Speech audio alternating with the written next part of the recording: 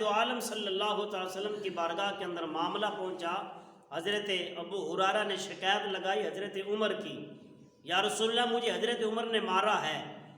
آقا علیہ نبی علیہ الصلوۃ والسلام نے حضرت ابو ہریرہ کو بلا لیا، حضرت عمر کو بھی بلا لیا، اے عمر یہ بتاؤ کہ ابو ہریرہ کو کیوں مارا؟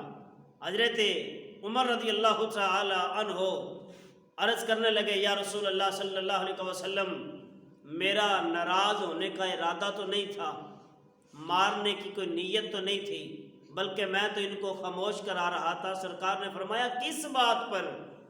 حضرت عمر عرض کرنے لگے، یا رسول اللہ اس بات پر کہ انہوں نے آپ سے سنا کہ جس نے ایک بار کلمہ پڑھ لیا وہ سیدھا جنت میں جائے گا۔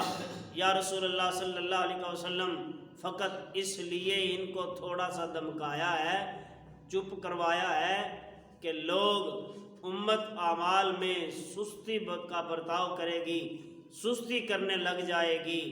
اللہ اکبر کبیرہ حمدن طیبا کثیرہ۔ تو صاحب اسلام ڈنڈے یا تلوار کے زور پر نہیں پھیلا، یہ سرکار دو عالم صلی اللہ تعالی وسلم کے اخلاق کریمانہ انداز کی وجہ سے اسلام پھیلا ہے۔